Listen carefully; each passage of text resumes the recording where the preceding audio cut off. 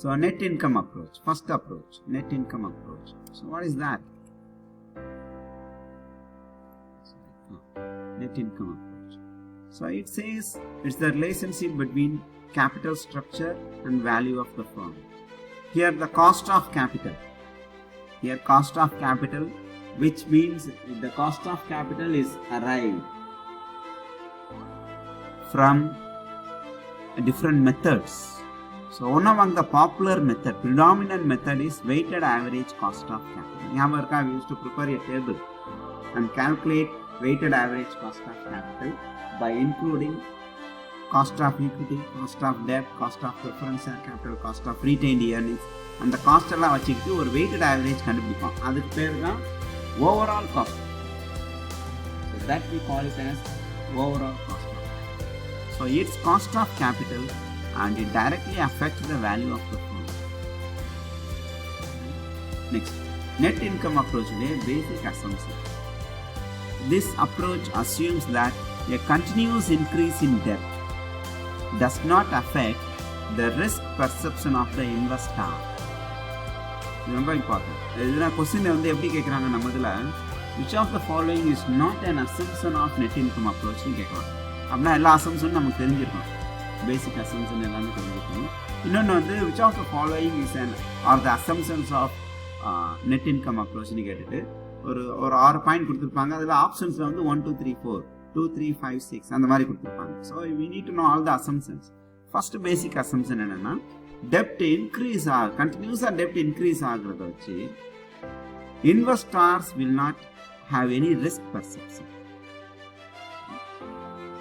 Next, cost of debt is less than cost of equity. இந்த assumption இருந்தாதான் net income approach successfully apply பண்ண முடியும். இது எல்லா கம்பெனிலயும் இப்படிதான் இருக்கும். Cost of debt is less than cost of equity. Cost of debt is 10%. Cost of equity is 8%. இந்த சமயத்துல net income approach apply பண்ண முடியும். ஏன்னா காஸ்ட் ஆஃப் டெட் நான் இப்போ சொன்னது 10% அதிகமாக சொன்னேன். காஸ்ட் ஆஃப் ஈக்விட்டி இஸ் 8% கம்மியாக சொன்னேன்.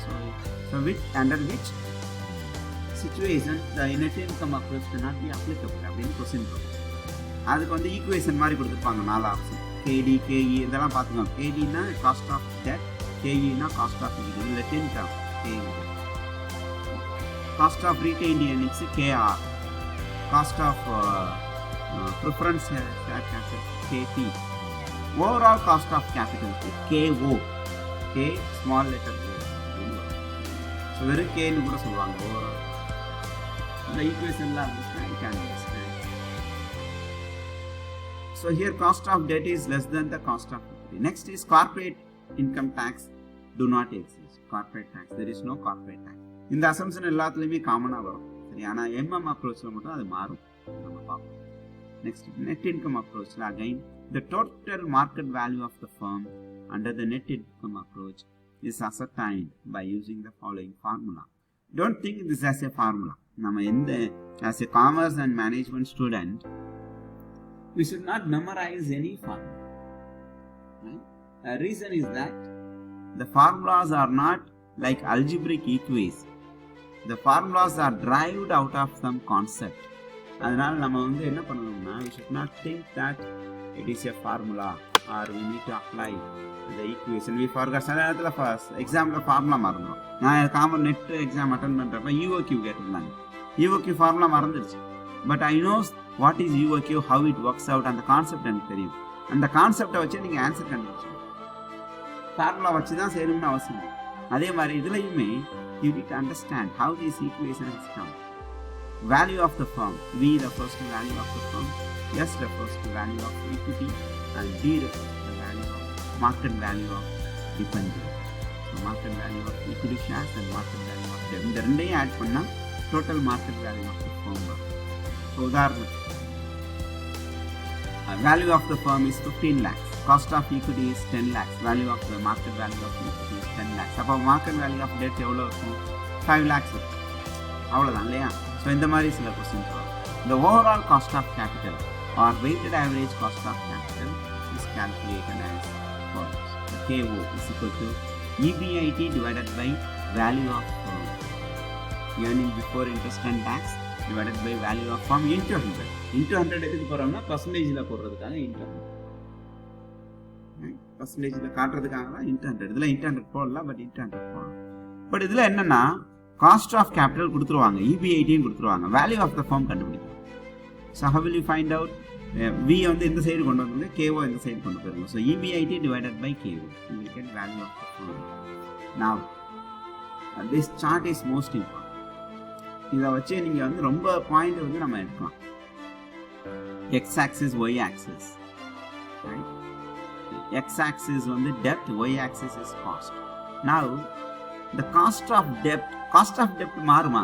டிபெஞ்சர் கொடுத்துருக்க இன்ட்ரெஸ்ட் ரேட் மாறுமா? மாறாது, அப்படிதானே? இப்போ டிபெஞ்சருக்கு 9% இன்ட்ரெஸ்ட்னா அது 9% தான். டிபெஞ்சர் ரெடீம் பண்ணுற வரைக்கும் 9% மாறவே மாறாது. அதனால தான் அந்த லைன் ஃபிக்ஸ்டு லைன் ஆகுது. Can you see there is a fixed line KD. Cost of equity அதுவும் மாறாது அப்படிங்கிற அசம்ஷன்ல இது பண்றோம். அதனால தான் காஸ்ட் ஆஃப் ஈக்விட்டி ஒரே மாதிரி இருக்கு. பட் உண்மையிலேயே காஸ்ட் ஆஃப் ஈக்விட்டி மாறும். இது ப்ராக்டிக்கல், ஏன்னா based on the earnings change. But இதில் என்னன்னா வர்ற இன்கம் வந்து ஒரு fixed portion. So in that case the cost of equity is same. So if the cost of equity is same, cost of debt is also same, but the overall cost of capital comes down. KO பார்த்தீங்கன்னா it reduces. Can you see? It gets reduces. So net income approach நாவனே இந்த chart ஞாபகம் வச்சா போதும், எப்போ எது reduce ஆகும் எது கான்ஸ்டன்டாக இருக்கும்னு தெரியும். So as the proportion of the debt in the capital structure increases, the overall cost of capital reduces. நம்ம முன்னாடி அசம்ஷன்ல பார்த்தோம், காஸ்ட் ஆஃப் டெப்ட் இன்க்ரீஸ் ஆகிட்டே போகும் ஃபியூச்சரில் அப்படிங்கிறது. ஸோ அது இன்க்ரீஸ் ஆகிட்டே போகிறதுனால overall cost of capital comes down. Next, so if you see this is a most important table. நம்ம அதுக்காண்டி இந்த கால்குலேட்லாம் பண்ண தேவையில்ல, இது புரிகிறதுக்காக நமக்கு எப்படி வந்து அந்த நெட் இன்கம் அப்ரோச் அப்ளை ஆகுது. ஸோ இதில் ஒரு டிஃப்ரெண்ட் சுச்சுவேஷனில் அவங்க வந்து கொடுத்துருக்காங்க. டிகிரிஸ் ஆஃப் லிவரேஜில் எப்படி இப்படி இருந்தால் ஹவு த காஸ்ட் ஆஃப் டெப்ட் and cost of equity functions, how the overall cost of capital comes. இப்போ உதாரணத்துக்கு நீங்கள் ரொம்ப இது பார்க்க வேணாம், ரைட்? ஈக்விட்டி எவ்வளோ இருக்குது, டெப்ட் எவ்வளோ இருக்குது. இப்போ ஃபஸ்ட்டில் வந்து equity is 2 lakhs and dept is no டெப்ட், டெப்டே இல்லை அப்படின்னா இப்போ இதில் காஸ்ட் ஆஃப் டெப்ட் 10%, டெப்டே இல்லை பட் இருந்தாலுமே அதுக்கு இன்ட்ரெஸ்ட் வந்து 10%, காஸ்ட் ஆஃப் ஈக்விட்டி 15%.